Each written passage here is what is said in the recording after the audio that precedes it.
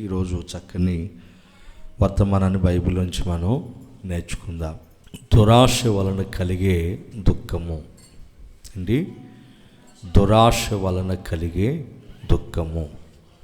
ప్రియమైన దేవుని పిల్లరా, మన పెద్దలు కూడా ఒక సూక్తి చెప్పారు. దురాశ దుఃఖానికి చేటు అని. ఈ సూక్తి బైబిల్లోదే. ప్రియమైన దేవుని పిల్లరా, దురాశ అనేది చాలా ప్రమాదకరమైంది. ఈ దురాశ ఎవరికి పుడుతుందంటే తృప్తి లేకుండా ఉండే వాళ్ళకి. ఎవరికి? దేవుడు వాళ్ళకి ఇచ్చిన వాటితో తృప్తి పొందకుండా ఉంటారు కదా, వాళ్ళకి ఈ దురాశ కలుగుతుంది. అలా కాకుండా దేవుడిచ్చిన వాటితో తృప్తి పడేవాళ్ళు ఉంటారు కదా, ఆ ఉన్నవారికి తృప్తి పడేవాళ్ళు ఉంటారు కదా, వాళ్ళకి పొరపాటును కూడా ఈ దురాశలు పుట్టవు.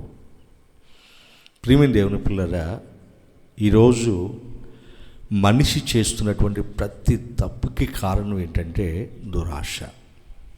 ఏంటి? దురాశ అంటే ఈ దురాశ ఎవరిలో అయితే కలుగుతుందో వాళ్ళు ఖచ్చితంగా తప్పు చేస్తారు. ఇప్పుడు మనం చెప్పుకునే ఈ పాఠానికి మూల వాక్యంగా ఒక వాక్యం చదువుకుందాం. యాకోబు గారు రాసిన పత్రిక 1వ అధ్యాయము 15వ వాక్యం చదవండి. 1వ అధ్యాయం 15వ వాక్యం. దురాశ గర్భము ధరించి పాపమును కనగా పాపము పరిపక్వమై మరణమును కనును. చాలు. దురాశ గర్భం ధరించి ఏం కంటుందట? పాపం పరిపక్వమై మరణాన్ని కంటుందట. అంటే అసలు పాపం అనేది ఎలా పుడుతుందట ఇక్కడ చెప్పేశాడు. పాపం అనేది ఎలా పుడుతుంది? మనిషిలో కలిగే దురాశ వలన పుట్టేదే పాపం. అంటే మనిషిలో పుట్టే ప్రతి పాపానికి మూలం ఏంటి? దురాశ అన్నమాట. అంటే మనిషి దొంగతనం చేస్తున్నాడు అనుకోండి, దానికి కారణం ఏంటి? దురాశ. మనిషి వ్యభిచారం చేస్తున్నాడు అనుకోండి, దానికి కారణం ఏంటి? దురాశ. మనిషి నరహత్యలు చేస్తున్నాడంటే దానికి కారణం దురాశే. ఎందుకంటే ఎంతో కొంత డబ్బు తీసుకొని హత్య చేస్తాడు కదండి. అలాగా ఎదుటి వాడిని ఆశిస్తున్నాడంటే దురాశ. అబద్ధ సాక్ష్యాలు చెప్తున్నాడంటే డబ్బుకు అమ్ముడిపోయాడు, లంచానికి అమ్ముడిపోయాడు, దురాశ. అవునా కదా? ఇట్లా మనిషి భూమి మీద చేస్తున్నటువంటి పాపాలన్నిటికీ కారణం, అసలు పాపం పుట్టిందే దురాశ వలన. అర్థమైందా మీకు? ఈ దురాశ ఎంత ప్రమాదకరమైందో కొన్ని విషయాలు నేను బైబిల్లో నుంచి మీకు తెలియజేస్తాను. ప్రియమైన దేవుని పిల్లరా, అసలు మొట్టమొదటిగా ఈ దురాశ ఎవరిలో పుట్టింది? ఈ దురాశతో ఎవరు పతనమయ్యారు? అసలు మనిషిలో దురాశలను పుట్టిస్తుంది ఎవరనేది కొన్ని విషయాలు నేను మీతో చెప్తాను. మొట్టమొదటిగా దురాశ అనేది దేవుని దగ్గర ఉన్నటువంటి సాతానుకి పుట్టింది. ఎవరికి? సాతాను. ఈ దురాశ పుట్టకముపు లూసిఫర్గా పిలువబడింది. ఒక దేవదూత, ప్రభావం కలిగినటువంటి ఒక దేవదూత. దేవుడే ఈ దేవదూతను సృష్టించాడు. ఎందుకు సృష్టించాడంటే దానికి కూడా ఒక పని కోసం సృష్టించాడు. లూసిఫర్ను కూడా ఒక పని కోసం దేవుడు సృష్టించాడు. సృష్టించబడిన ప్రతి ఒక్కటి కూడా ప్రతి దానికి ఏముంది? పని. ఏముంది? పని. యెహోవా ప్రతి వస్తువును దాని పని నిమిత్తము సృష్టించెను అన్నది కదా. అలా దేవదూతలను కూడా వారి పనుల నిమిత్తం దేవుడు సృష్టించాడు. అయితే ఈ లూసిఫర్ అనేటువంటి సాతానికి కూడా దేవుడు ఒక పనిని అప్పగించాడు. అయితే చాలా కాలం వరకు ఈ లూసిఫర్ అనేటువంటి సాతాను బహునమ్మకంగా ఉన్నాడు, బహునమ్మకంగా దేవునికి సేవ చేశాడు. అయితే రాను అతని ప్రభావాన్ని, అతని ఘనతని, అతని జ్ఞానాన్ని, అతనుకున్న వరాలని అతని జ్ఞాపకం చేసుకుని వాటన్నిటిని చూసి గర్వించి ఏం చేశాడంటే, దేవుని సింహాసనం మీద నా సింహాసనాన్ని హెచ్చించుకోవాలి అనేటువంటి ఒక దురాశ అతనికి కలిగింది. అంటే దేవుని సింహాసనం కంటే తన సింహాసనాన్ని పైగా వేసుకోవాలి, నన్ను నేను మహోన్నతునితో సమానంగా చేసుకోవాలని ఎప్పుడైతే దురాశ కలిగిందో తన మనసులో, అప్పుడే తన పతనం ప్రారంభమైంది. అంటే మొట్టమొదటిగా దురాశ కలిగింది ఎవరికేనంటే పరలోకములో ఉన్నటువంటి లూసిఫర్, సాతాను పిలువబడుతున్నటువంటి ఆ లూసిఫర్కి ఈ దురాశ కలిగింది. ఇప్పుడు చదువుదాం. యెషయా గ్రంథము 14వ అధ్యాయము 12, 13, 14, 15 వాక్యాలు చదవండి. అక్కడ సాతాను గురించి రాయబడింది. యెషయా గ్రంథం 14వ అధ్యాయము 12, 13, 14, 15 వాక్యాలు. తేజో నక్షత్రమా, వేకువ చుక్క. ఈ పేర్లన్నీ కూడా సాతానికి సంబంధించినవే. తేజో నక్షత్రం అన్నా, వేకువ చుక్క అన్నా సాతానే, ఎందుకంటే వాడు అంత అందమైన వాడు. తేజో నక్షత్రమా, వేకువ చుక్క, నీవు ఎలా ఆకాశం నుంచి పడ్డావు? జనములను పడగొట్టిన నీవు నేల మట్టం వరకు ఎలా నరకబడ్డావు? నేను ఆకాశమునకు ఎక్కిపోదును. చూడండి ఏమనుకుంటున్నాడు, నేను ఆకాశానికి ఎక్కిపోతాను, దేవుని నక్షత్రాలకు పైగా నా సింహాసనమును హెచ్చిస్తాను, ఉత్తర దిక్కున ఉన్న సభాపర్వతం మీద కూర్చుంటాను, మేఘ మండలముల మీద ఎక్కిదెను, మహోన్నతునితో నన్ను సమానునిగా చేసుకుందునని నీ మనసులో అనుకున్నావు కదా. నీవు పాతాళమునకు, నరకములో ఒక మూలకు త్రోయబడితివే. చాలు. ఎక్కడ త్రోయబడ్డాడు? పాతాళంలో, నరకంలో ఒక మూలకి త్రోయబడ్డాడట. ఎవరు? సాతాను. ఎందుకు త్రోయబడ్డాడు? వాళ్ళు పుట్టినటువంటి దురాశ. ఆ దురాశ పుట్టడం వల్ల మనస్సును గర్వించి ఏమనుకున్నాడు, నన్ను నేను మహోన్నతినితో సమానంగా చేసుకుంటే, దేవునితో నన్ను నేను సమానంగా చేసుకుంటాను, దేవుని సింహాసనానికి పైగా నా సింహాసనాన్ని హెచ్చించుకుంటాను అని దేవునితో తను తాను సమానంగా చేసుకోవాలని చూశాడు. దేవునిలాగా పరిపాలించాలని చూశాడు. దేవుడు అంటే సృష్టికర్త కదండి. సాతాను సృష్టి, అంటే దేవుని చేత సృష్టించబడిన వాడు సాతాను, లూసిఫర్ అనేటువంటి సాతాను. అవునా కదా? కానీ సృష్టికర్త గొప్పవాడా, సృష్టి గొప్పదా? సృష్టికర్తే గొప్పవాడు. సృష్టించబడిన దానికంటే సృష్టికర్తే గొప్పవాడు కదా. మరి సృష్టించబడినటువంటి సాతాను సృష్టికర్త అయిన దేవుని మీద తను హెచ్చించుకోవచ్చా? చెప్పండి. హెచ్చించుకోకూడదు, తప్పది.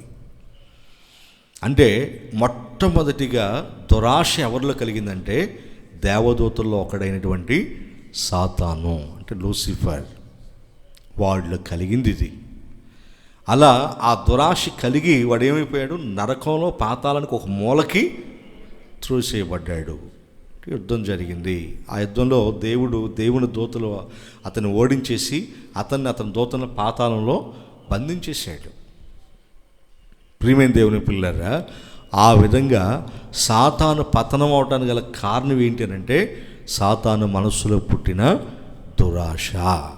అంటే దేవుడు అతనికి ఏ అధికారాలు ఇవ్వలేదా?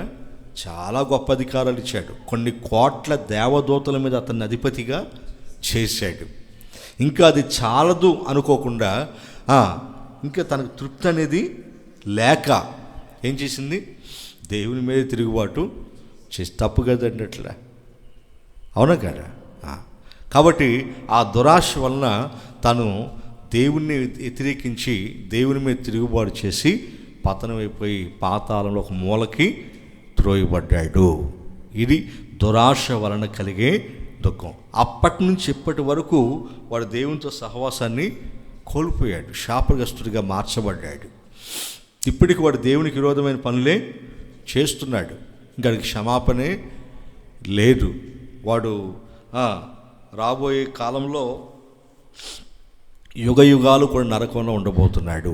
వాడు దోతలు, వాడు అనుచరులందరూ కూడా భయంకరమైన శిక్ష. ప్రియమైన దేవుని పిల్లరా, ఆ విధంగా సాతాను దురాశ చెంది ఏం చేశాడు? శిక్షకి గురైపోయాడు, దుఃఖానికి గురైపోయాడు.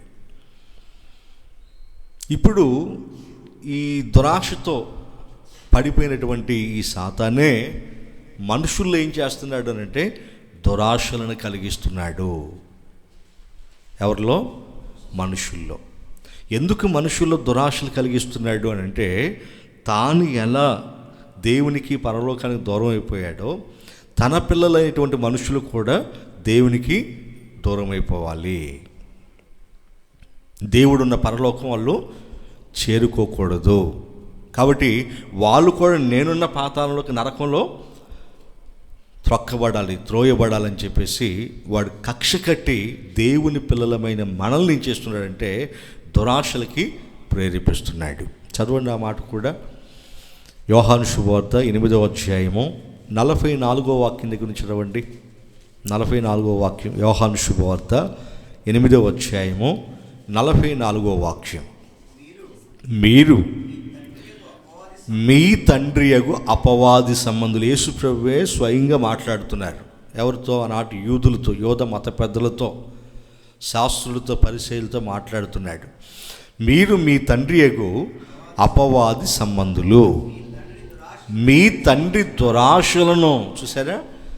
మీ తండ్రి దురాశలను. వాళ్ళ తండ్రి ఎవరు? సాతాను. సాతానులో పుట్టేదేంటి? దురాశలు.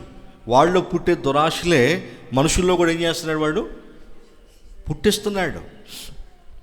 అసలు దురాశ ఎవరిలో పుట్టిందంటే సాతానులో. ఆ సాతాను మనుషుల్ని ఏం చేస్తున్నాడు? దురాశలకు ప్రేరేపిస్తున్నాడు. అలా సాతాను దురాశలకు లోబడినటువంటి వాళ్ళంతా కూడా ఏం చేస్తున్నారు? సాతాను యొక్క దురాశలనే నెరవేర్చగోరుచున్నారు. అంటే వాళ్ళ కోరిక ఏంటంటే సాతాను దురాశలను నెరవేర్చడం. అంటే దురాశలు కలిగినటువంటి వాళ్ళంతా కూడా ఎవరు? దేవుని పిల్లల, దెయ్యం పిల్లల? చెప్పండి. దురాశలు కలిగినటువంటి వాళ్ళంతా ఎవరు? దేవుని పిల్లలు కాదు. దేవుని పిల్లలకు దురాశలు ఉండవు.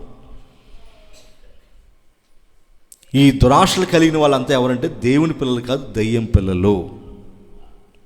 అందుకే మీరు మీ తండ్రి యొక్క అపవాది యొక్క దురాశలను నెరవేర్చగోరుచున్నారు.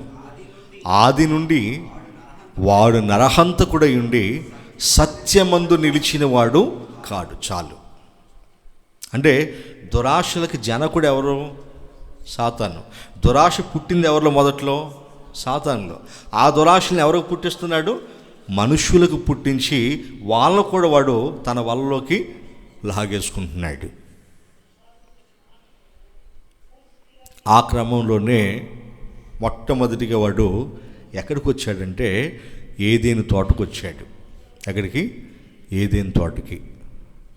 ఏదేను తోటలో ఎవరున్నారు? ఆదాము, హవ్వలు. ఈ ఆదాము హవ్వల దగ్గరికి వచ్చి ఒకానొక రోజు ఆదాము లేని సమయం చూసుకొని హవ్వ దగ్గరికి వచ్చాడు. వచ్చి వాడు ఏమని మాట్లాడుతున్నాడు? చదవండి. ఆదికాండం 3వ అధ్యాయము 4, 5, 6 వాక్యాలు చదువుదాం. అందుకు సర్పం మీరు 4, 5, 6 వాక్యాలు. ఏలయనగా మీరు వాటిని తిని దినమున మీ కన్నులు తెరవబడతాయి, మీరు మంచి చెడ్డలను ఎరిగిన వారై దేవదూతల వలె ఉందురని. ఎలా? మీరు మంచిని చెడుని ఎరిగిన వారే ఎలా ఉంటారు? దేవదూతల వలె ఉంటారని. దురాశ ఇది. వాళ్ళ దురాశ పుట్టిస్తున్నారు. చూడండి ఎలా ఉంటారు మీరు. ఇప్పుడు మీరు మనుషులుగా ఉన్నారు కదా, మట్టి మనుషులుగా ఉన్నారు కదా, మట్టి మనుషులుగా ఉన్న మీరు ఎలా మారుతారు? ఈ పండు తింటే దేవదూతలుగా మారిపోతారు. అది దురాశ. దేవదూతలుగా మంచి చెడుని తెలిసిన వారే దేవదూతల వలె ఉందురని దేవునికి తెలుసు. దేవునికి తెలిసి ఈ పండు తినొద్దని చెప్పాడు. స్త్రీ ఆ వృక్షం ఆహారానికి మంచిదని, కన్నులకు అందమైనదని, వివేకమిచ్చు రమ్యమైనదని ఉండుట చూచినప్పుడు ఆమె దాని ఫలములలో కొన్ని తీసుకొని తిని. చూసారా? అంటే దురాశ కలిగింది ఆమెకి. ఏం కలిగింది? దురాశ. ఏంటి ఆ దురాశ?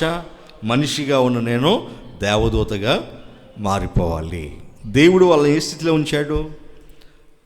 దేవుడు వాళ్ళకి ఇచ్చిన స్థితి ఏంటి? మానవ స్థితి కదండి. ఆ స్థితిలో వాళ్ళు ఉండటానికి ఇష్టపడలేదు. అంటే ఆ స్థితిలో ఉన్న వాళ్ళు ఎలా మారిపోవాలనుకున్నారు? పండు తిని దేవదూతల్లాగా మారిపోవాలనుకున్నారు. ఒకవేళ మార్చాలనుకుంటే దేవుడే మారుస్తాడు కదా. వీళ్ళ దురాశ చూడండి. అంటే సాతాను మాటలు వినేసి ఆ దురాశకు లోబడి ఏం చేసింది? ఆ పండ్లు తీసుకొని తినేసింది. అంటే దేవుడు కావాలని ఈ విధంగా చేశాడా? దేవుడు ఎంత స్వార్థపరుడు! అంటే ఆ పండ్లు తినేసిందంటే ఆ మనసులో ఉన్న ఉద్దేశం ఏంటి? ఈ పండ్లు తింటే మేము దేవదూతలాగా మారిపోతామని, మంచి చెడులు మాకు తెలుస్తాయని ఆయన తెలిసే ఈ పండ్లు తినొద్దని మాతో చెప్పాడనమాట. అందుకు తినొద్దనమాట. ఆయన ఎంత స్వార్థపరుడే, ఆయన ఎంత అన్యాయం చేస్తున్నారు మాకు అన్నట్లుగా ఆమె అనుకుందా లేదా? చెప్పండి. అనుకోబట్టే పండ్లు తినింది, అవునా కదా? అలా అనుకోకపోతే, దేవుడి గురించి చెడ్డగా అనుకోకపోతే ఆ పండు తినేదా? ఎవడో నువ్వు ఇక్కడికి వచ్చా, వెళ్ళిపోరా ఇక్కడి నుంచి అర్జెంటుగా అనేది కదండి. అలా అనలేదు. అలా అనకుండా పండు తినేసిందంటే దాని అర్థం ఏంటి? సాతాను మాటలు నమ్మింది, దేవుని మీద విశ్వాసాన్ని కోల్పోయింది, దేవుణ్ణి అపరాధిగా చేసింది, దేవుని స్వార్థపరునిగా చేసింది, పండ్లు తినేసింది. తర్వాత కొన్ని పండ్లు తెచ్చి తన భర్తతో మాట్లాడి, చూసావా దేవుడు ఎంత మోసం చేశాడో మనల్ని, దేవుడు ఎంత అన్యాయం చేశాడో తెలుసా మనకి? ఇగో ఈ పండ్లు తింటేనే కదా సస్తావని నీతో చెప్పాడు. నేను ఈ పండ్లు తినేసాను, నేను చావలేదు. ఈ పండ్లు తింటే మన దేవదూతల వల్ల అయిపోతామని ఆయన తెలిసి మనకి పండ్లని తిననివ్వలేదు అని భర్తతో లేనిపోనివి చెప్పి, మరి ఆయన తినాలంటే ఏదో చెప్పాలి కదండి. చెప్పండి. ఆయన తినాలంటే మాటలు చెప్పాలి కదా. ఇక ఆడవాళ్ళ మాటలు ఎలా ఉంటాయి మనకు తెలియదు కాదుగా. ఒకదానికి రెండు కామెంట్ చెబుతారు, అవునా కదా? ఇక అలా చెప్పగానే ఆయన కూడా పండ్లు తినేసాడు.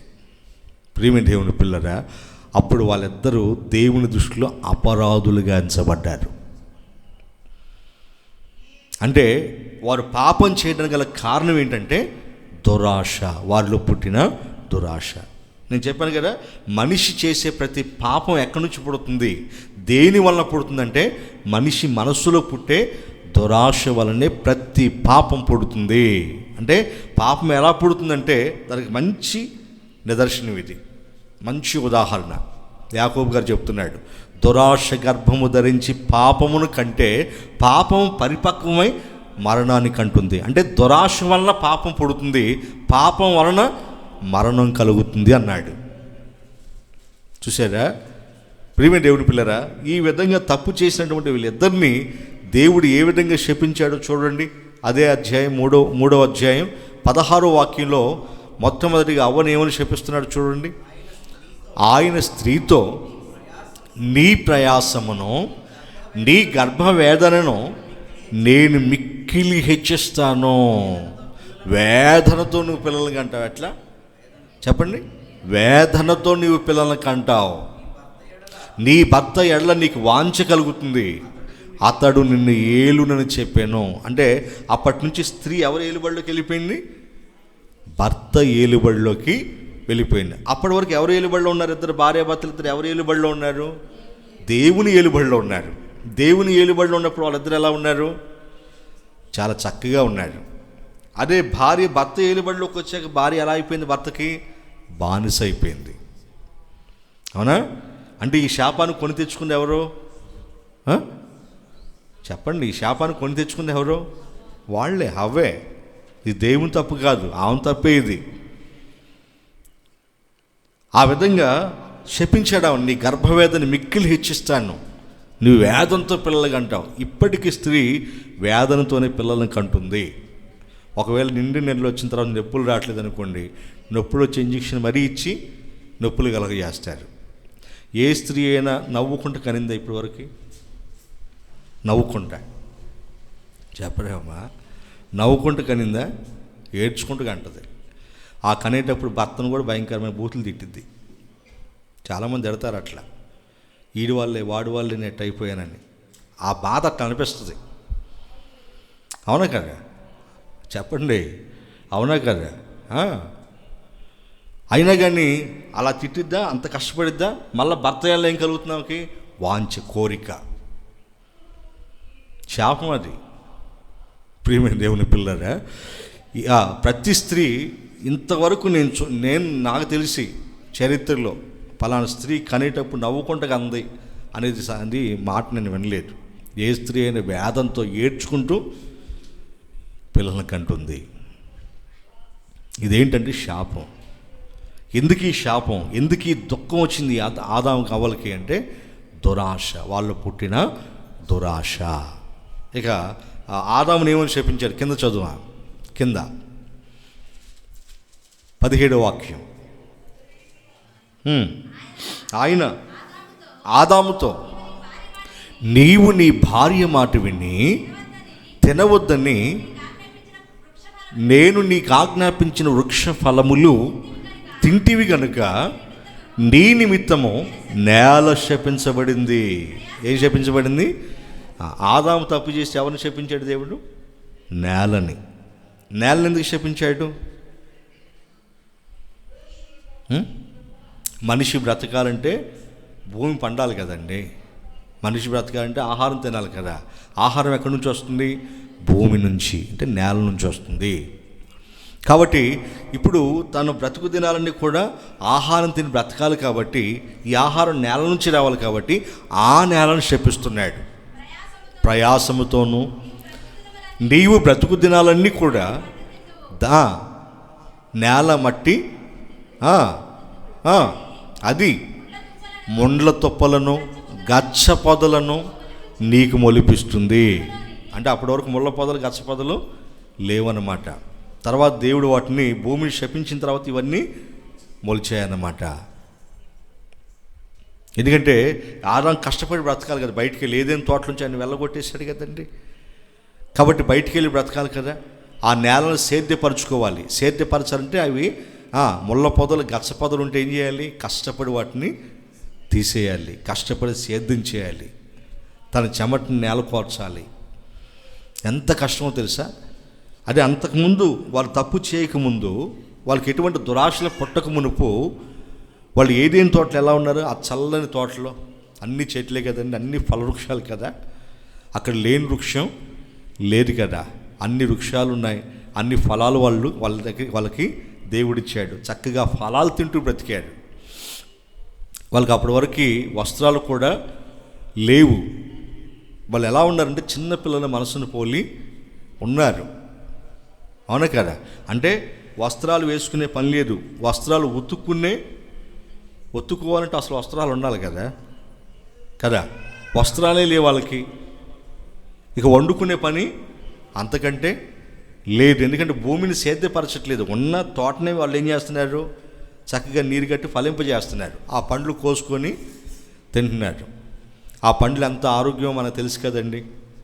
అవునా కదా? ఏదైనా మన శరీరంలో విటమిన్ తక్కువైందంటే దానికి తగ్గ పండు మనం తినమంటారు, లేక దానికి తగ్గ టానిక్ మనకి రాస్తారు. ఆ టానిక్ మీద ఏముంటాయి? ఆ టానిక్ మీద ఒక లేబుల్ ఉంటుంది, చుట్టూ ఒక పేపర్ లేబుల్ ఉంటుంది కదా. ఆ లేబుల్ మీద ఏముంటాయి? పైనాపిల్ ఒకటి ఉంటుంది, యాపిల్ ఉంటుంది, అరటికాయ ఉంటుంది. వీటన్నిటితో చేసింది ఈ టానిక్ అని ఉంటుంది అక్కడ. అంటే ఈ విటమిన్స్ అన్నీ ఉన్నటువంటి పండ్లు చేసింది ఎవరు? దేవుడే. ప్రియమైన దేవుని పిల్లరా, మనం ఒక్కొక్క అవయవానికి ఒక్కొక్క పండు చేశాడు మనకి. మీరు చూడండి, ఆరోగ్య సూత్రాల్లో ఆరోగ్య సూత్రాలు చెప్పేవాళ్ళు ఇక ఈ పండు లివర్కి మంచిది, ఈ పండు హార్ట్కి మంచిది, ఈ పండు కిడ్నీకి మంచిది, ఈ పండు తింటే ప్రేగులు శుభ్రం చేస్తుంది, ఈ పండు తింటే రక్త ప్రసరణ బాగా జరుగుతుందని చెప్పేసి, క్యారెట్ తింటే కళ్ళకి మంచిది, ఇట్లా ఒక్కొక్క పండు ఒక్కొక్క అవయవానికి మంచిదని చెప్పేసి రాస్తారు అక్కడ. అంటే మన అవయవాలను సృష్టించిన దేవుడే మన అవయవాల ఆరోగ్యం కోసం కూడా ఏం చేశాడు, అవసరమైనటువంటి పండ్లని సృష్టించాడు. ఆమేన్, హల్లెలూయా. ఎంత మంచి దేవుడు కదా. అసలు మనిషికి ఏమైనా తక్కువ చేశాడా? మరి చక్కగా వాళ్ళున్న స్థితిలో వాళ్ళు ఉండొచ్చు కదా. దేవదూతల్లాగా మారాలని ఆశించి దురాశ కలిగి దేవుడు తినొద్దన్న పండు తినేసి లేనిపోని శ్రమల్ని తెచ్చుకున్న మనిషే కానీ దేవుడు, ఇది మనిషి తప్పే కానీ దేవుని తప్పు కాదు. ప్రియమైన దేవుని పిల్లారా, దేవుణ్ణి ఎవరు నిందించడానికి లేదు. ఎందుకంటే ముందే చెప్పాడు దేవుడు ఆయన పిల్లలకు ముందుగానే జరగబోయేదని ముందుగానే చెప్తాడు. ఎందుకంటే ఆ పండు వాళ్ళు తింటారని సంగతి తెలిసేమని చెప్పాడు, తినొద్దు అని చెప్పాడు. తింటారని సంగతి తెలిసానికి ఏం చేశాడు, తినొద్దు అన్నాడు. అంటే తన పిల్లలకి ముందే ఆయన చెప్తాడు, జరగబోయేదని ఏం చేస్తాడు, ముందే చెప్తాడు. కానీ మనమే గ్రహించుకోవట్లేదు, మనమే ఆయన మాట వినట్లేదు. చూడండి, మనుషులుగా ఉన్నవారు దేవదూతలుగా మారిపోవాలనే దురాశ వారిలో పుట్టి దేవుని ఆజ్ఞ అతిక్రమించి శాపగ్రస్తులుగా మార్చబడ్డాడు. శ్రమలు కొని తెచ్చుకున్నారు, మరణాన్ని కొని తెచ్చుకున్నారు, దేవునితో సహవాసాన్ని కోల్పోయారు, దేవుని జ్ఞానాన్ని అన్నిటికీ దూరం అయిపోయారు. దేవునికి దూరం అయ్యారంటే అన్నిటికీ దూరమైనట్టే.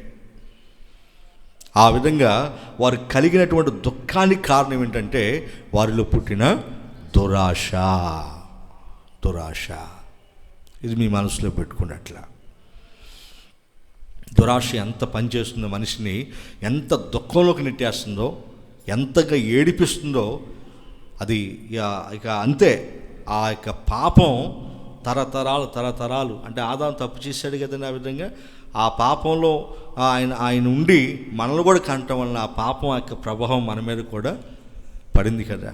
ఆ శాపాన్ని మనం కూడా ఇప్పటికీ అనుభవిస్తున్నాం కదా. అంటే దురాశ వలన పాపం కలిగితే పాపం వలన మనిషికి మరణం కలుగుతుంది. ఎంత శిక్ష చూడండి. దురాశ ఎంత ప్రమాదకరమైందో చూడండి. ఇది మీ మనసులో అలా పెట్టుకోండి. ఆకాను అనేటువంటి వాడు ఉన్నాడు. ఇతని గురించి ఏమని రాశారు చదవండి. 7 యెహోషువ గ్రంథం 7వ అధ్యాయం 21వ వాక్యం చదవండి. యెహోషువ గ్రంథం 7:21. దోపుడు సొమ్ములో ఒక మంచి షీనారు పై వస్త్రమును 200 తులముల వెండిని 50 తులముల ఎత్తుగల ఒక బంగారు కమ్మెను నేను చూచి వాటిని ఆశించి తీసుకుంటుని అంటున్నాడు. చూడండి అక్కడ ఎవరు? ఆకాను. ప్రియమైన దేవుని పిల్లరా, ఇది ఈ చరిత్ర ఏంటంటే దేవుడు యెహోషువ గారి కాలంలో, యెహోషువ గారి నాయకత్వంలో ఇశ్రాయేలుని నడిపించేటప్పుడు ఏం చేశాడు? మీరు ఎరికో పట్టణం మీద పడి ఎరికో పట్టణాన్ని మొత్తాన్ని తగలబెట్టి నాశనం చేయండి అన్నాడు. ఎరికో పట్టణంలో ఉన్న ఏది కూడా మీరు బయటికి తీసుకురాకూడదు, ఎందుకంటే ఎరికో పట్టణాన్ని శపించేశాను, అక్కడున్న వస్తువు ఏది కూడా మీరు తీసుకొని రావద్దు అన్నాడు. శపించాను. ఒకవేళ తీసుకొస్తే ఆ తీసుకొచ్చింది శాపగ్రస్తమైంది మీ మధ్యలో ఉంటే అది మీకు ప్రమాదం అన్నాడు. అలా చెప్పిన తర్వాత యెహోషువ గారు సైన్యాన్ని తీసుకొని ఎరికో పట్టణం మీద యుద్ధం చేసి ఆ పట్టణాన్ని మొత్తాన్ని నాశనం చేసి తగలబెట్టాడు. తగలబెట్టిన తర్వాత మరలా వాళ్ళు దానికి సమీపానే హాయి అనేటువంటి ఒక పట్టణం ఉంది. ఏ పట్టణం? హాయి. ఈ పట్టణం మీదకి యుద్ధానికి వెళ్ళేదానికి యెహోషువ గారు అన్నాడు, కొంతమంది వేగులు అని పిలిచి మీరు వెళ్ళి ఆ పట్టణాన్ని వేగి చూసిరండి, ఎంతమంది మనం యుద్ధానికి వెళ్ళొచ్చో అక్కడ పరిస్థితులు ఏంటో నాకు చెప్పండి అంటే కొంతమంది వేగు చూడటానికి వెళ్ళి చూసి అన్నారు, అది చిన్న పట్టణం, అది ఆ పట్టణం మీదకి మనందరం యుద్ధానికి వెళ్ళాల్సిన అవసరం లేదు, ఒక 2000 మంది వెళ్తే యుద్ధానికి సరిపోతుందని చెప్పేసి చెప్పాడు. అప్పుడు యెహోషువ గారు ఏం చేశారంటే ఒక 3000 మందిని అక్కడికి యుద్ధానికి పంపించాడు. ఏ పట్టణం మీదకి? హాయి పట్టణం మీదకి. అప్పుడు వాళ్ళు యుద్ధానికి వెళ్తే హాయి పట్టణస్తులు ఇశ్రాయేల్ని తరిమి తరిమి తరిమి తరిమి ఓడించారు. వారిలో 36 మందిని చంపేశారు. ఎవరిలో? ఇశ్రాయేలీల్లో. ఎందుకు ఇలా జరిగిందంటే దేవుడు వాళ్ళకు తోడుగా లేడు. ఎందుకు దేవుడు తోడుగా లేడు? అయితే ఈ హాయి పట్టణస్తులు ఇశ్రాయేలీలను ఓడించారనే సంగతి యెహోషువ గారికి తెలిసి ఆయన ఇశ్రాయేలీ పెద్దలు ఉదయం మొదలుకొని సాయంత్రం వరకు దేవుని సన్నిధిలో బూడిద పోసుకొని ప్రార్థన చేస్తున్నారు. బట్టలు చించుకొని బూడిద పోసుకొని ప్రార్థన చేస్తున్నారు. ఈ ఓటమి కారణం ఏంటి? నీవు మాకు తోడుగా లేవా? ఎందుకు మమ్మల్ని వాళ్ళ చేతికి అప్పగించావు అని దేవునికి ప్రార్థన చేస్తున్నారు. బూడిద పోసుకొని సాయంత్రం వరకు, ఉదయం మొదలుకొని సాయంత్రం వరకు ఏం తినకుండా ప్రార్థన చేస్తున్నారు. అప్పుడు దేవుడు మాట్లాడాడు, యెహోషువ ఎందుకు ఇక్కడ ఉన్నావు? ఇశ్రాయేలీలు ఓడిపోవడానికి గల కారణం ఏంటో తెలుసా? శపితమైనది మీ మధ్యలో ఉంది. దానివల్ల నేను మీకు తోడుగా రాలేదు. ఆ శాపగ్రస్తుల్ని మీరు హతమారిస్తే తప్ప నేను మీ మధ్యలోకి రాను అని చెప్పేసి దేవుడు యెహోషువతో మాట్లాడితే, అప్పుడు ఆయన యెహోషువ ఏం చేశాడంటే ఆ చీటీలు వేసి, ఆ వంతుల ప్రకారం చీటీలు వేస్తే అసలు ఆ శాపగ్రస్తమైన వస్తువులు ఎవరు తీసుకొచ్చారంటే అప్పుడు ఆకాను పట్టబడ్డాడు. ఎవరు? ఆకాను పట్టబడ్డాడు. చూడండి, అంటే ఈ ఆకాను పట్టించింది ఎవరు? దేవుడే. అంటే శాపగ్రస్తమైంది అతను తీసుకుని వచ్చేటప్పుడు ఎవరు చూడలేదు అనుకున్నాడు, కానీ ఎవరు చూశారు? దేవుడు చూశాడు. మనం చేసే పొరపాట్లు కూడా అవే. మనం కూడా ఏదైనా తప్పు చేసేటప్పుడు ఎవరు చూడలేదు అనుకుంటాం, కానీ ఖచ్చితంగా దేవుడు చూస్తాడు. ఆయన చూపుల వలయాల నుంచి ఎవ్వరు తప్పించుకోలేరు. కాబట్టి మన మనుషులు చూడలేరు అనేటువంటి భయం కంటే కూడా దేవుడు చూస్తున్నాడనే భయం మనకి ఖచ్చితంగా ఉండాలి. మనం ఎక్కడున్నా ఏం చేస్తున్నా. అప్పుడు ఆ దేవుడు ఆకాను పట్టిస్తే, చీటీలు వేస్తే, ఆ చీటీ ఆకాను పేరు మీద వస్తే, ఆకాను పట్టుకొస్తే అప్పుడు చెప్తున్నాడు ఆకాను, నేను కొన్ని పై వస్త్రాన్ని, సేనాయి పై వస్త్రాన్ని తెచ్చాను, బంగారు కమ్మీలు తెచ్చాను, వెండిని తెచ్చాను, వీటన్నిటిని ఆశించాను, నేను వీటిని చూడగా నాకు ఆశ కలిగింది అని చెప్పేసి దేవుని మాటను పక్కన పెట్టి దురాశ తనలో కలగటం వల్ల అవి తీసుకొచ్చి ఇగో తన గుడారం ఉంది కదా, ఆ గుడారం లోపల భూమిలో దాచిపెట్టాడు. మరి ఆ రోజులు బీరువాలో ఏం లేవు కదండి, అందుకే భూమిలో దాచిపెట్టాడు తెలివిగా. చూసారండి? అప్పుడు ఆ విషయం చెప్పగానే యెహోషువ మనుషుల్ని పంపిస్తారు, పరిగెత్తుకుంటూ వెళ్ళి చూస్తే ఆ భూములు అలా ఉన్నాయి. అప్పుడు యెహోషువ చాలా బాధపడ్డాడు. ఎంత పని చేసావురా, శాపగ్రస్తమైన దేవుడు తీసుకురావద్దని దేవుడు చెప్తే ఎందుకు తీసుకొచ్చేవాడు? ఎందుకురా మమ్మల్ని ఇలా బాధ పెట్టావు?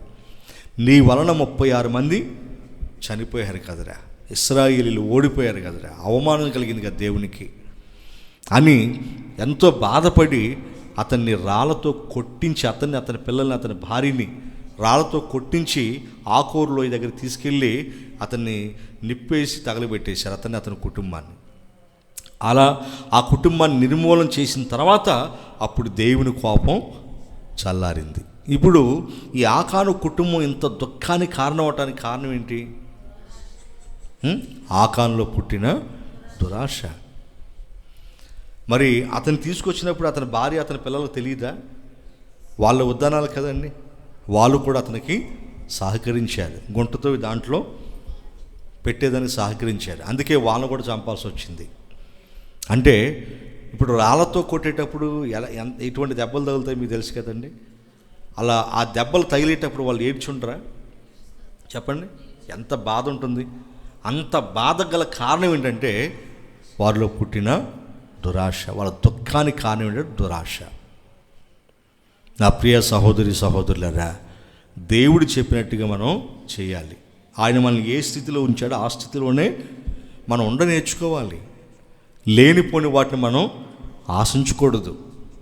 మనకి ఏదైతే దేవుడు ఇచ్చాడో వాటితో తృప్తి కలిగి మనం ఉండాలి. ఇంకొక విషయం చూద్దాం, ఇది కూడా మీ మనసులో అలాగే పెట్టుకోండి. అహాబు ఉన్నాడు. ఎవరు? అహాబు. ఈ అహాబు ఒకసారి ఇజ్రాయిల్ పట్టణానికి వెళ్తే ఆ పట్టణంలో తన నగరుని ఆనుకొని నాబోతుకు ఒక ద్రాక్ష తోట ఉంది. ఇంత ముందు కూడా నేను చెప్పాను ఈ విషయం. ద్రాక్ష తోట ఉంటే ఆ ద్రాక్ష తోట మీద అతనికి కనుబడింది. రాజు అంటే కొన్ని వేల ఎకరాలు ఉంటాయి కదండి అతని కింద. అయినా కానీ నాబోతు పొలం మీద అతనికి కన్నుబడింది. దురాశ అంటే ఉన్నవి చాలలేదు, వీడికి ఉన్న పొలాలు చాలా. అతనికి పొలం ఉంటే ఆ పొలం మీద కనుబడి అతను పిలిపించి నాబోతుని పిలిపించి నాబోతుతో మాట్లాడాడు. నాబోతు, ఈ ద్రాక్ష తోటను నాకు ఇవ్వు, నేను నీకు డబ్బులు ఇస్తాను, లేదా ఈ తోటకు ప్రతిగా ఇంకో తోట నీకు ఎక్కడైనా ఇస్తానన్నాడు. అప్పుడు ఆయన అన్నాడు, అయ్యా అది నా పితరార్జితం బాబు, మరి నా పితరార్జితాన్ని మీకు ఇవ్వటం నాకు వల్లపడదు. ఎందుకంటే నా పితరుల నుంచి వచ్చిన స్వాస్థ్యం అది. పితరుల స్వాస్థ్యాన్ని అమ్మకూడదు. ఆ రోజులు ఇశ్రాయేల్ కట్టడ అమ్మకూడదు, దాన్ని అలా జ్ఞాపకంగా ఉంచుకోవాలన్నమాట. కాబట్టి అయ్యా అది మీకు ఇవ్వటం నాకు వల్లపడదు బాబు అని ఆయన భయంతో చెప్పాడు. రాజు కదండి, వాడు ఏం చేస్తాడని భయపడ్డాడు, భయంతో చెప్పాడు. అయితే అతను అడిగిన వెంటనే ఇవ్వలేదని చెప్పేసి ఆహాబు మూతి ముడుచుకొని ఏం చేశాడు, ఇంటికి వెళ్ళి అన్నం తినకుండా పడినాడు. ఈ చూసిన భార్య అతని దగ్గరకు వచ్చి అన్నం ఎందుకని లే అంటే మూతి ముడుచుకున్నాడు. సహజంగా మూతి ముడుచుకొని పడుకునేది ఎవరు? ఆడోళ్ళు. ఈడు ఆడా మగ? మగోడయ్యండి, రాజు అయ్యండి, మూతి ముడుచుకొని పడుకున్నాడు. భార్య వచ్చి ఎందుకు మూతి ముడుచుకొని పడుకున్నా, లే అన్నం తిన్నాం, అసలు ఏం జరిగింది అని అంటే అప్పుడు చెప్పాడు, ఇలా నాబోతు ద్రాక్ష తోటను చూశాను, ఆ ద్రాక్ష తోట నాకు ఇవ్వమంటే ఇవ్వట్లేదు అంటే అప్పుడు ఉంది, నువ్వు ఇశ్రాయేల్లో రాజు కదా, అని నువ్వు మగోడు కాదా అన్నట్టు మాట్లాడుతుంది. నువ్వు ఇశ్రాయేల్లో రాజు కదా, ఒక ఆడగూతురు ఇలాగే రెచ్చగొట్టింది భర్తలని, అవునా కదా? అలా రెచ్చగొట్టింది. నువ్వు రాజు కాదా, ఇశ్రాయేల్ని పరిపాలించట్లేదా, ఎందుకు మూతి ముడుచుకు పడుకుంటే ఆ తోట నేను నీకు ఇప్పిస్తానని చెప్పేసి ఆమె ఛాలెంజ్ చేసి చెప్పింది. అప్పుడు ఆయన భోజనం చేశాడు. ఈలోగా ఆమె ఏం చేసిందంటే ఇద్దరు అబద్ధ సాక్షుల్ని సిద్ధం చేయండి అంటే నాబోతు ఏ పట్టణంలో ఉన్నాడో ఆ పట్టణాన్ని తాకీదులు రాసి పంపించింది. ఇద్దరు అబద్ధ సాక్షుల్ని ఏర్పాటు చేసి నాబోతు కుటుంబీకులు దేవుణ్ణి దూషించారు, రాజును దూషించారు అనేటువంటి అబద్ధ సాక్ష్యం చెప్పించి రాళ్లతో కొట్టి చంపించేయండి అని ఆమె చెప్పినట్టుగానే అక్కడ అధికారులు ఏం చేశారు, అధికారం వాళ్ళ చేతిలో ఉంది కదా, ఏదైనా చేస్తారు, అవునా కదా?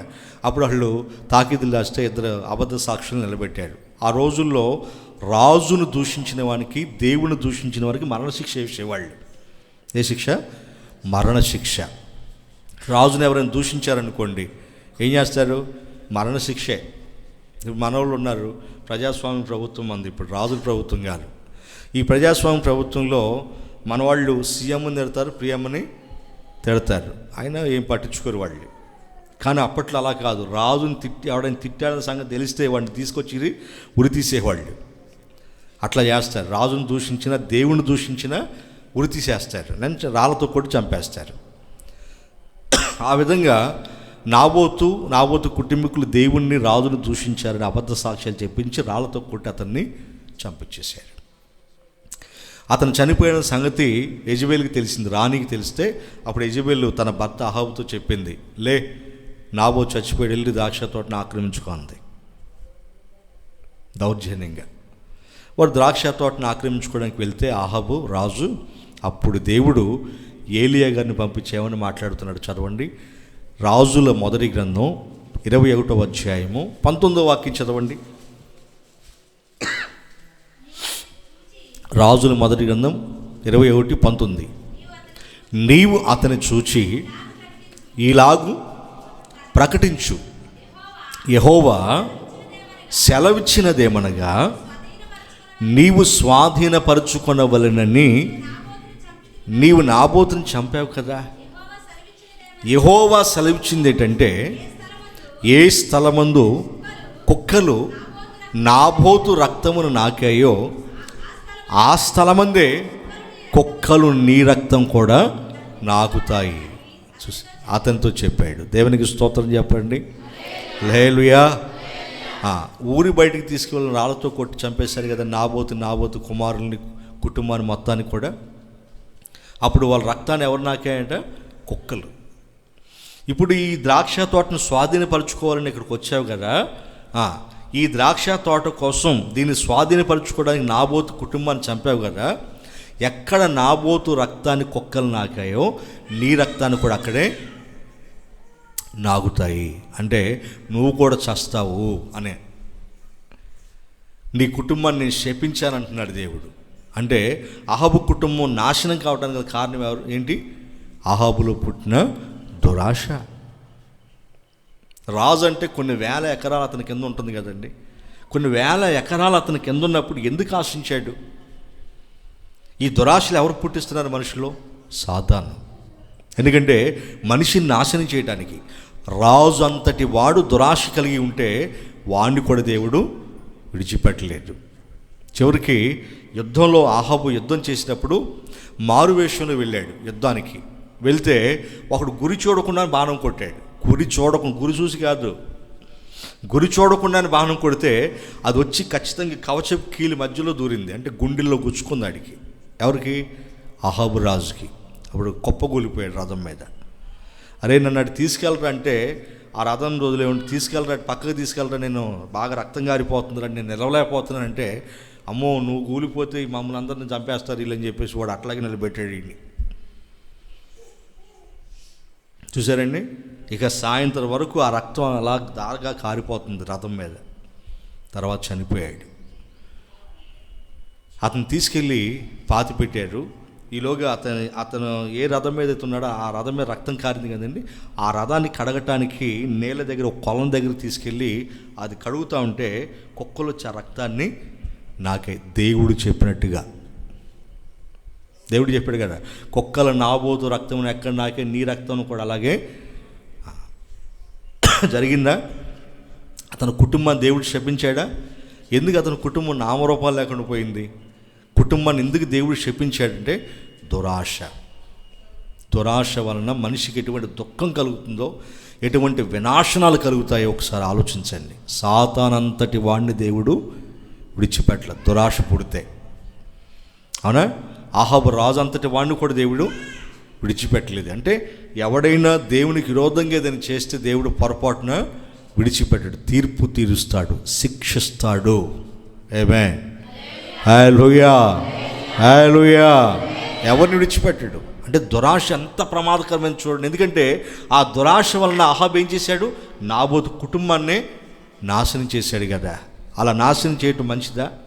అది మంచి పనా? దేవుడే ఉన్నాడు, అవసరమైతే నీ పొరుగువాని కోసం ప్రాణం ఇవ్వన్నాడు. ప్రాణం తీయమని ఎక్కడ చెప్పలేదే. నీ పొరుగువాని దేన్ని ఆశించొద్దు అన్నాడు. ఎందుకు ఆశించాం? నరహత్య చేయొద్దని దేవుడు చెప్పాడు. ఆజ్ఞలు ఇవన్నీ.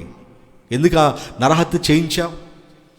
ప్రియమైన దేవుని పిల్లరా, ఆ తర్వాత యెజబెల్ కూడా చనిపోయింది కదండి కదా. మేడ మీద నుంచి కింద పడేస్తే తల్ల కిందులుగా పడి చచ్చింది కదండి. చచ్చే ముందు ఎలా తయారై వచ్చింది? అందంగా తయారై వచ్చింది. చచ్చిన తర్వాత ఎలా అయిపోయింది? కుక్కల మాంసాన్ని పీక్కొని తిన్నాయి, అస్థి పంజరం మిగిలింది కదండి. హిట్లర్ భార్య చనిపోయే ముందు అందంగా తయారై చచ్చిపోయిందట. ఎందుకమ్మా అంటే, ఎందుకు ఇలా అనంటే, మరి మీడియా వాళ్ళు వచ్చి నా ఫోటో తీసుకుంటారుగా, అప్పుడు అందంగా కనిపించాలిగా. అంటే చచ్చిపోయి కూడా అందంగా ఎట్లా చచ్చిపోయి కూడా అందంగా కనిపించాలనుకుందట. ఈ దురాశలు నాశనంగాను. ఇట్లా ఉన్నారు, ఇటువంటి వాళ్ళు ఉన్నారు. అందానికి ప్రాముఖ్యతనిచ్చేవాళ్ళు ఉన్నారు. ప్రియమైన దేవుని పిల్లరా, చక్కగా అలంకరించుకొని వచ్చి మేడ మీద నిలబడింది. అక్కడి నుంచి ఆమెని త్రోసేశారు కిందకి. చచ్చి ఊరుకుంది. కుక్కలు వచ్చి ఆ మాంసాన్ని తినేసి ఇప్పుడు అందం ఏమైపోయింది చూసారా?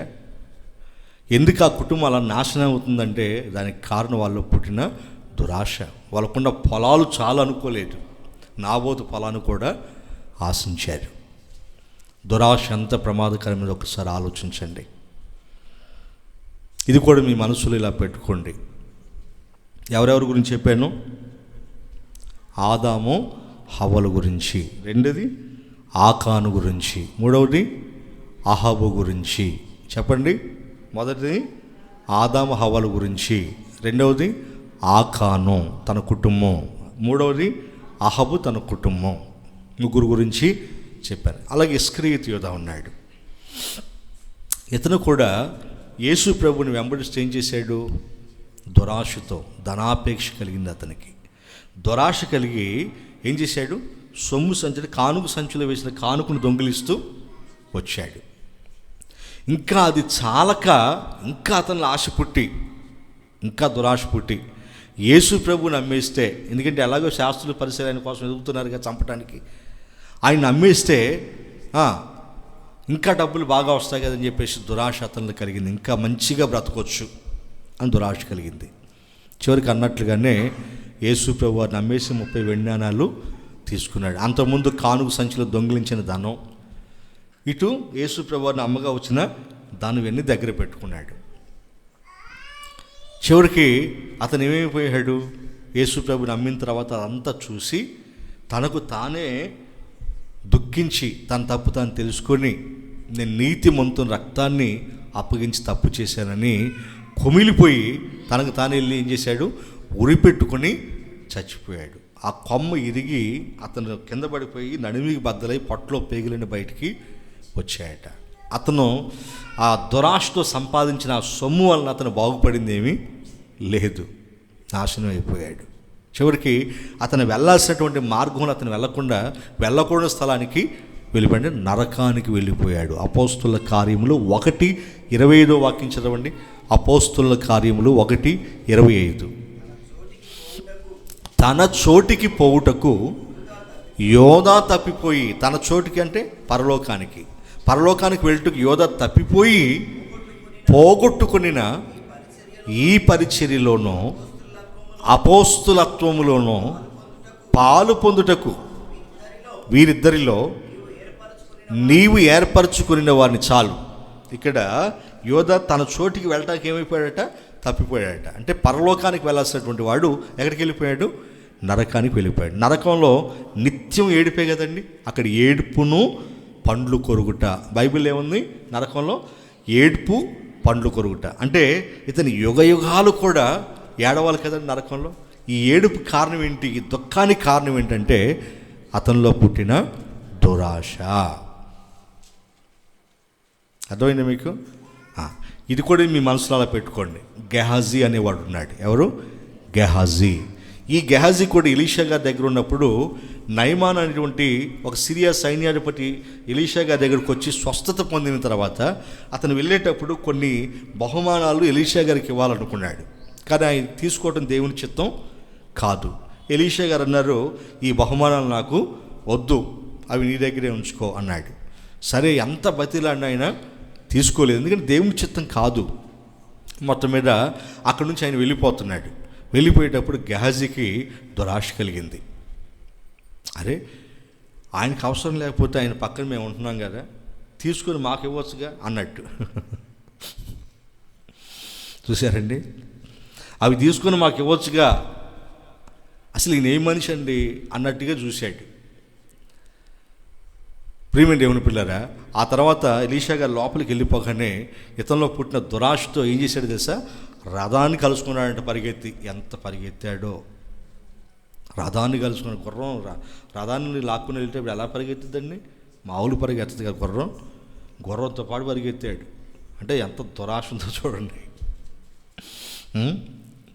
గుర్రంతో పాటు పరిగెత్తి రథాన్ని కలుసుకుంటే అతను చూసి నయమాను రథాన్ని ఆపి, ఏంటి నాయన ఇలా వచ్చావనంటే, అయ్యా ఇప్పుడే ఎఫ్రాయిం మన్యం నుంచి 2 శిష్యులు, ప్రవక్తల శిష్యులు మా అయ్యగారి దగ్గరికి వచ్చారు, మా గురువు గారి దగ్గరికి. వాళ్ళకి ఇవ్వటానికని మీ దగ్గర ఇంత కానుకలు ఇవ్వాలనుకున్నారు కదా, ఆ కానుకలు వాళ్ళకి ఇవ్వాలంట, ఇవ్వమన్నారు అన్నాడు. ఆయన మంచోడు కాబట్టి, స్వస్థత కలిగింది కాబట్టి, సంతోషంగా ఉన్నాడు కాబట్టి ఆయన ఏం చేశాడు? ఇంకేం ఆలోచించకుండా ఇచ్చేశాడు. అదే ఆయన వేరేలాగా ఆలోచించుంటే, అరే ఇందాక వద్దు, ఎంత బతిలాడినా వద్దన్నాడు, ఇప్పుడు తీసుకురమ్మంటున్నాడు, ఆయనకి మాట మీద నిలకడ ఉంటుందా అయ్యగారికి? అనుకుంటుంది కానీ అనుకుంటాడు కదా, చెప్పండి. అనుకుంటారు అనుకోరా? అనుకుంటాడు. అది దేవుడి నామానికి అవమానం కదా. కానీ ఆయన అనుకోలేదు, ఎందుకంటే స్వస్థత పొందిన సంతోషంలో ఉన్నాడు. ఎందుకంటే తీసుకోవాలని కదా ఆయన కోరుకున్నాడు. మొత్తం మీద ఎక్కువగా రెట్టింపించి పంపించాడు. అవి తీసుకొచ్చి చక్కగా ఇంట్లో పెట్టుకున్నాడు. పెట్టుకుంటే అప్పుడు ఎలీషా గారు ఏమైనా మాట్లాడుతున్నారు చదవండి. 2వ రాజుల గ్రంథం 5వ అధ్యాయం 27వ వాక్యం చదవండి. ఏమంటున్నాడు? కాబట్టి నయమానుకు కలిగిన కుష్టు నీకును నీ సంతతికిని సర్వకాలము అంటి ఉండును. శపించేశాడు అండి. నయమాను కలిగిన కుష్టు అంటే నయమాన్ దగ్గర నుంచి తెచ్చుకున్నావు కదా బహుమానాలు, ఒక బహుమానాలు తెచ్చుకుంటే అట్లా నయమాను కుష్టు కూడా తెచ్చుకోవాలి నువ్వు అని చెప్పేసి శపించాడు. అప్పుడు నీకు నీ కుటుంబానికి జీవితకాలం అంతా, మీరు బతికేంతకాలం ఈ కుష్టు మీకు ఉంటుందని చెప్పి శపించేశాడు. జీవితాంతం వాళ్ళు ఏడ్చారా ఏడవలేదా చెప్పండి? వెంటనే వాళ్ళు కుష్టుగా మారిపోయింది వాళ్ళకి శరీరాలు.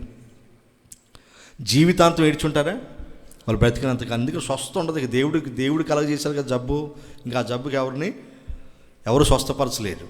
జీవితాంతం ఏడ్చారు వాళ్ళు. ఆ ఏడుపు కారణం ఏంటనంటే వారిలో కలిగిన దురాశ.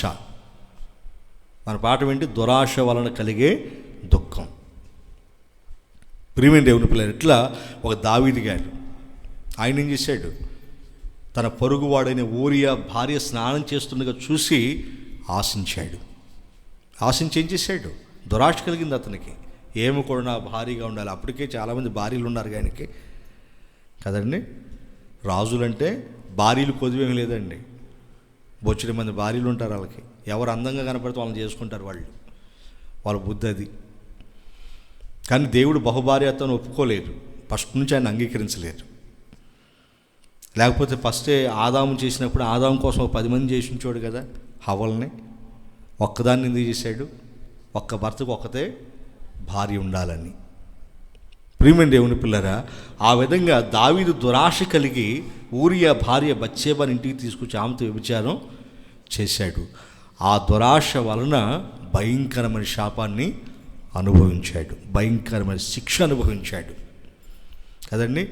కన్నీళ్ళు అన్నపానాలుగా భుజిస్తున్నానన్నాడు. అంటే అతను ఏడ్చినప్పుడు అతని కన్నీళ్ళు వస్తాయి కదండి. ఆ కన్నీళ్ళతోనే దాహం తీర్చుకునేవాడట, ఆ కన్నీళ్ళతోనే ఆకలిని తీర్చుకునేవాడట. అంతగా ఏడ్చాడు. ఆ ఏడుపు కారణం ఏంటి? దురాశ. ఏంటి? దురాశ. అంత పొరాల్లో ఉండాల్సినటువంటి వాడు అరణ్యాల్లోకి వెళ్ళి బాధపడ్డాడు. అవునా కదా? భయంకరమైనటువంటి శ్రమ అనుభవించాడు. దీని అంతటి కారణం ఏంటంటే అతనిలో పుట్టిన దురాశ. నా ప్రియ సహోదరి సహోదరులారా, అందుకే ఈ దురాశ ఎంత ప్రమాదకరమైందో మీరు తెలుసుకున్నారు కదా. దేవుని పిల్లలమైన మనలో ఈ దురాశలు పొరపాటును కూడా ఉండకూడదు. చెప్పాను కదా, మనిషి చేసే సకలమైన పాపాలన్నిటి కారణం ఏంటి? మనిషిలో పుట్టే దురాశ. ఏంటి? దురాశ. అంటే దురాశల వలన మనిషి చేయకూడని పనులు చేసేస్తాడు. లేదంటే దురాశ కలిగితే ఎక్కువ కష్టపడతాడు. అంటే మళ్ళీ ఎన్ని ఆశలు పెరిగితే అంత ఎన్ని కోరికలు పెరిగితే అంత కష్టపడాల్సి వస్తుంది. మనం కోరికలేక చంపుకుంటే కష్టపడాల్సిన అవసరం లేదు కదా. అందుకే అపోస్తుడైన పౌలు గారు చివరికి ఆ దేవుని పిల్లలకి ఏం చెప్తున్నాడో చదవండి. తీతుకు రాసిన పత్రిక 2వ అధ్యాయము 12వ వాక్యం దగ్గర చదవండి. 12-13 వాక్యాలు చదవండి. మనము భక్తిహీనతను, తీతుకు రాసిన పత్రిక, అపోస్తుడైన పౌలు తీతుకు రాసిన పత్రిక 2వ అధ్యాయము 12వ వాక్యం 13వ వాక్యం. మనము భక్తిహీనతను, ఇహలోక సంబంధమైన దురాశలను అంటున్నాడు. ఇక్కడ దేని గురించి మాట్లాడుతున్నాడు?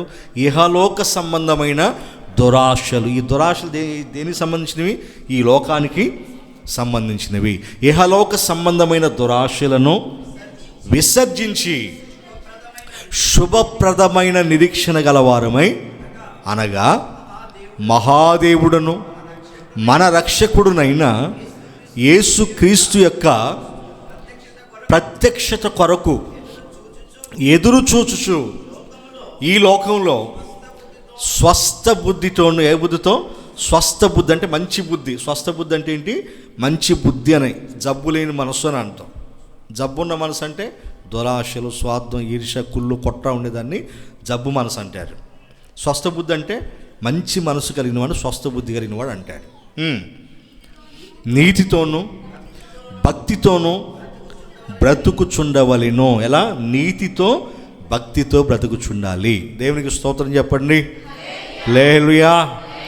ఇంకొక చోట ఏమన్నాడు చదవండి. కొలస్సీలు రాసిన పత్రిక 3వ అధ్యాయం 5వ వాక్యం ఏమంటాడు చదవండి. కొలస్సీ 3:5. కావున భూమి మీద ఉన్న మీ అవయవములను అనగా జారత్వమును, అపవిత్రతను, కామాతురతను, దురాశను, ఇక్కడ కూడా ఏమంటున్నాడు? దురాశను,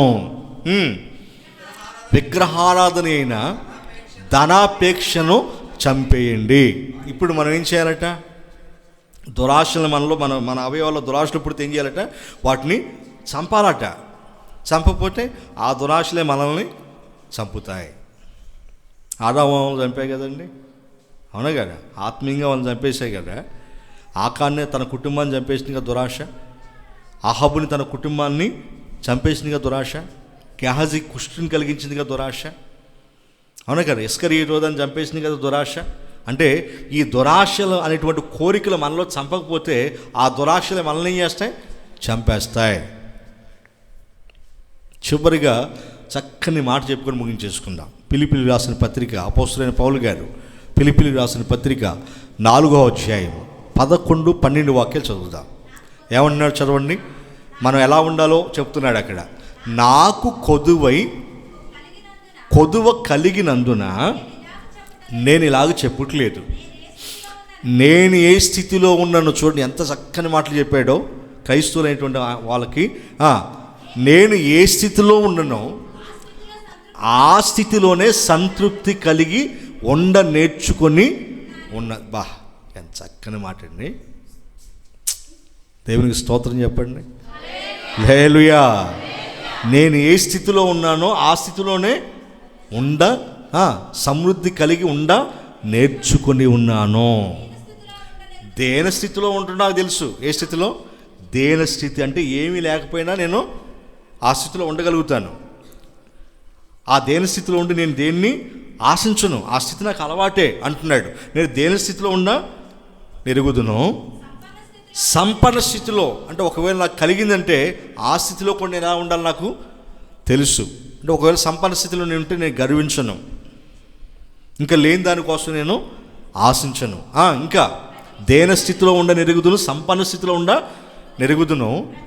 ప్రతి విషయంలోనూ అన్ని కార్యములలోనూ కడుపు నిండి ఉండుటకును, ఆకలి కొని ఉండుటకును, సమృద్ధి కలిగి ఉండుటకును, లేమిలో ఉండుటకును నేర్చుకొని ఉన్నాను. ఎక్కడి దగ్గర నేర్చుకున్నాడు? ఎక్కడ నేర్చుకున్నాడు? యేసయ్య పాదాల దగ్గర. అర్థమైనా? ఇప్పుడు మీరు ఎక్కడ ఉన్నారు? ఆయన పాదాల దగ్గర ఉన్నారు. ఇప్పుడు ఈ మాటలు వింటున్నారు కదా, ఇప్పుడు ఈ మాటలు మీరు వింటున్నారు కదా, ఇప్పుడు మీరు నేర్చుకుంటున్నారు. నేర్చుకున్నటువంటి మీరు కూడా ఏమి తీర్మానం చేసుకుంటారు? మేము కూడా అలాగే మేమున్న స్థితిలోనే సంతృప్తి కలిగి ఉండాలి తండ్రి. మాకు లేని వాటిని మేము ఆశించొద్దయ్యా. దురాశలు మాలో తీసేయని ఇప్పుడు నేర్చుకున్నారా? ఇదంతా పాఠం అంతా నేర్చుకున్నారా? ఇలా నేర్చుకున్న మీరు సెటిల్ అవుతారా లేదా? మీ ప్రవర్తన దిద్దుకుంటారా లేదా? చెప్పండి. దురాశ ఎంత ప్రమాదకరమైందా! దురాశ మనిషి జీవితాన్ని, కుటుంబాన్ని నాశనం చేస్తుందా? నిత్య నరకానికి నడిపిస్తుందా? యుగ యుగాలు మనిషి ఏడ్చేటట్లు చేస్తుందా అనేటువంటి ఒక విశ్వాసం మీలో కలుగుతుంది, భయం మీలో కలుగుతుంది, నిరీక్షణ మీలో కలుగుతుంది. నా ప్రియమైన దేవుని పిల్లరా, కాబట్టి మనం ఏ స్థితిలో ఉన్నా, దేని స్థితిలో దేవుడు మనం ఉంచాడు అనుకోండి ఇంకేమీ ఆశించొద్దు. సంపన్న స్థితిలో ఉంచాడు అనుకోండి ఇంకేమీ ఆశించొద్దు, గర్వించొద్దు. అర్థమైందా? మన దేవుడు ఏ స్థితిలో మనం ఉంచాడో ఆ స్థితిలోనే మనం నేర్చుకోవాలి. ఆదాము హవ్వల్ని మనుషులుగా పుట్టించాడు, కానీ వాళ్ళు ఎలా మారాలనుకున్నారు? ఆ స్థితిని మార్చుకోవాలనుకున్నారు. తప్పు కదా? దేవదూతలాగా మారిపోవాలనుకున్నారు. తప్ప కదా? చెప్పండి. ఒకవేళ దేవదూతలాగా మారాలనుకుంటే దేవుడే వాళ్ళు దేవదూతలాగా చేసేవాడు కదా, అవునా కదా? దేవుని ప్రమేయం లేకుండా వీళ్ళందరికీ వీళ్ళు దెయ్యం మాటలు విని ఆ పండు తినేసి దేవదూతలా మారిపోవాలనుకున్నారు. దేవుని ప్రమేయం లేకుండా. అసలు వాళ్ళని పుట్టించింది ఎవరో? దేవుడు కదా. ఆ దేవుని ప్రమేయం ఉండాలా వద్దా? ఆ దేవుని మాట ఉండాలా వద్దా? తప్పు కదండి. అందుకే దేవుడు కూడా మనల్ని ఏ స్థితిలో ఉంచాడో ఆ స్థితిలోనే మనం నేర్చుకోవాలి. ఇప్పుడు మీరు నేర్చుకుంటున్నారు ఆయన పాదాల దగ్గర. ఇంకేది ఆశించకండి, దేవుడు మీకు ఏది ఇచ్చాడో అదే. కొంతమందికి ధనం ఉంటుంది కానీ తృప్తి ఉండదు, ఇంకా సంపాదించాలి. కొంతమందికి బీరువా నిండా బట్టలు ఉంటాయి, ఇంకా తృప్తి ఉండదు, ఇంకా చెప్పరావా మమ్మల్ని అంటున్నాడు అనుకుంటున్నారా? మరి మిమ్మల్ని అనకపోతే ఎవరిని అంటే బీరువా నిండా బట్టలు, ఇంకా తృప్తి ఉండదు, బట్టలు ఇంకా తీసుకుంటారు భర్తలకు తెలియకుండా. ఎక్కడ చూసినా గిల బట్టలే, అవునా కదా? కొంతమందికి తిండంటి పెచ్చ, ఎంత తింటున్నా వాళ్ళకి తృప్తి ఉండదు. తాగుబోతుడు ఉంటాడు, ఎంత తాగుతున్న వాడికి తృప్తి ఉండదు. తాగి తాగి వాడు చచ్చిపోతాడు. ప్రియమైన దేవుని పిల్లరా, ఇటువంటివి ఉండకూడదు. దేవుడు ఒక భర్తనిచ్చినప్పుడు ఆ భర్తతోనే తృప్తి చెందాలి, ఒక భార్యనిచ్చినప్పుడు ఆ భార్యతో తృప్తి కలిగి ఉండాలి. సంతృప్తి కలిగి ఉండటం ఆశీర్వాదం. ఆమేన్. తృప్తి లేకుండా బ్రతకటం శాపం. ఏంటది? శాపం. సైతాన్ దురాశల్లో పడిన వాళ్ళు అలా చేస్తారు. అందుకే ఏ విషయంలో, తిండి విషయంలో, తాగే విషయంలో, కట్టుకునే విషయంలో, ఏ విషయంలో, ధనం విషయంలో తృప్తి కలిగి ఉండాలి. మనం అసంతృప్తిగా ఉండకూడదు. ఇంకా మనం అసంతృప్తిగా ఉండాల్సింది ఎక్కడో తెలుసా? వాక్యం విషయంలో. వారానికి ఒక్కసారి కాదు, రోజు వాక్యాన్ని వినాలి. తృప్తిగా అనిపించట్లేదు, ఒక్కసారి ఇంటే తృప్తిగా అనిపించట్లేదు. రోజు వాక్యం వినాలి. ఈ వాక్యం మీద మనం ఆశ పెట్టుకోవాలి. ఇట్లా ఈ వాక్యం మీద తృప్తి చెందాలి మనం. అందుకే ఆదిమ క్రైస్తవ సంఘంలో విశ్వాసులు ఏం చేశారు? ప్రతి ఆదివారం కూడుకున్నోళ్ళు కదా, వాళ్ళకి తృప్తి కలగలేదట. తృప్తి కలగక అపోస్తులతో మాట్లాడి ప్రతి ఆదివారం కాదు, ప్రతిరోజు, ఇంట్లో అయితే ఇంట్లో, దేవాలయం అయితే దేవాలయంలో, ప్రతిరోజు మాకు ప్రార్థన పెట్టండి, ప్రతిరోజు దేవుని మాటలు మాకు చెప్పండి, మాకు తృప్తి కలగట్లేదని దేవుని వాక్యం విషయంలో ఆశ కలిగి ఉన్నారు వాళ్ళు. అది మనం ఆశ పెట్టుకోవాల్సింది దేవుని మీద, ఆయన మాటల మీద, ఆయనున్న పరలోక రాజ్యం మీద. దేవునికి స్తోత్రం, హల్లెలూయా. ఇంకా దేని మీద మనం ఆశ పెట్టుకోకూడదు.